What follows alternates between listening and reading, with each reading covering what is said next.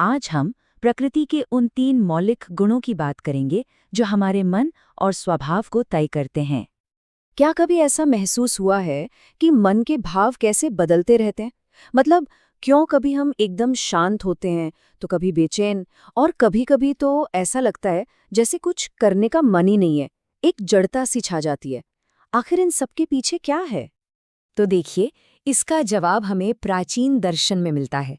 इसके अनुसार प्रकृति की हर चीज और हाँ, हमारा मन भी 3 बहुत ही बेसिक गुणों से चलता है।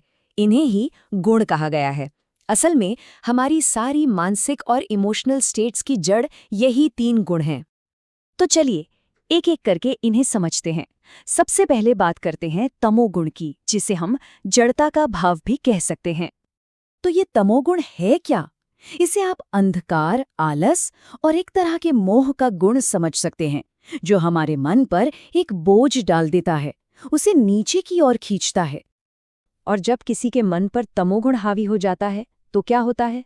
तब हमें क्रोध, लालच, हिंसा और बहुत ज्यादा नींद आने जैसे भाव देखने को मिलते हैं। आलस्य, शोक और मोह में डूबे रहना, ये सब तमोगुण के ही लक्षण हैं। ये सारी अवस्थाएं हमें आगे बढ़ने से रोकती हैं और हमारी सोचने समझने की शक्ति को धुंधला कर देती हैं। अच्छा, अब तमोगुण से ऊपर उठकर बात करते हैं दूसरे गुण की, रजोगुण, यानी क्रिया का भाव। रजोगुण जुनून, एक्शन और इच्छाओं का गुण है। यही वो एनर्जी है जो हमें बेचैन रखती है और चीज़ों से अटैचमेंट पैदा करती है। असल में ये वही शक्ति है जो हमें दुनिया में दौड़ाती है, कुछ न कुछ करने के लिए उकसाती रहती है। तो रजोगुण की पहचान क्या है? इसकी मुख्य पहचान है कभी खत्म न होने वाली इच्छाएं, घमंड, हमेशा असंतुष्ट रहना और सांसारिक सुखों के पीछे भागना। जब ये भाव हमारे मन पर हावी हों तो समझ लीजिए कि रजोगुण का प्रभाव ज्यादा है। और अब आते हैं इन गुणों के शिखर पर, यानी सबसे उत्तम गुण पर, सत्वगुण, जिसे संतुलन का भाव कहते हैं। सत्वगुण, जैसा कि नाम से ही पता चलता है, ये अच्छाई, सामंजस्य और पवित्रता का गुण है। जब ये गुण बढ़ता है तो मन में एक स्पष्टता और गहरी शांति आती है। ये वो अवस्था है जहां सब कुछ बैलेंस्ड और निर्मल महसूस होता है। और जब सत्वगुण हमारे मन में मुख्य हो जाता है तो मन सकारात्मक गुणों से भर जाता है। तब हम सत्य, दया, तप, विनय, भक्ति और पवित्रता जैसे भावों को महसूस करते हैं। यही वो गुण हैं जो हमें असली संतुलन और मन की शांति की तरफ ले जाते हैं। तो अब जब हम इन तीनों गुणों को अलग अलग समझ चुके हैं तो ये जानना भी बहुत ज़रूरी है कि इनका आपस में क्या रिश्ता है और इनके परिणाम क्या होते हैं। सबसे अहम बात यह है कि इन गुणों में एक क्रम है, एक हायरार्की है। स्रोत बताते हैं कि रजोगुण को तमोगुण से श्रेष्ठ माना गया है।